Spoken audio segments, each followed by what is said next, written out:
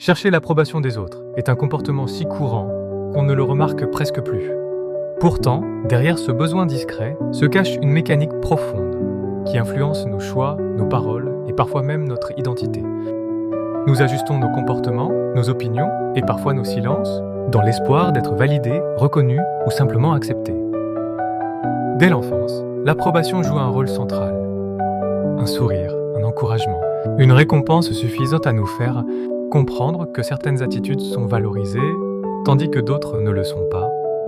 Peu à peu, ce besoin extérieur devient un repère, une manière d'évaluer notre place dans le groupe et notre valeur aux yeux des autres. Avec le temps, cette recherche d'approbation ne disparaît pas, elle se transforme. Elle se glisse dans nos relations, dans notre travail, dans notre manière de nous exposer ou de nous retenir.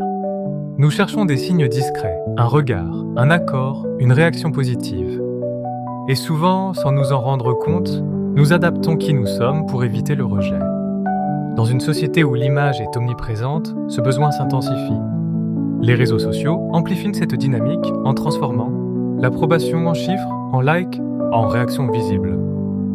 L'attention devient une forme de validation, et l'absence de reconnaissance peut parfois être ressentie comme un manque, voire comme un rejet silencieux. Finalement, chercher l'approbation des autres révèle un désir profondément humain, celui d'appartenir, d'être vu et reconnu. Mais cela pose une question essentielle.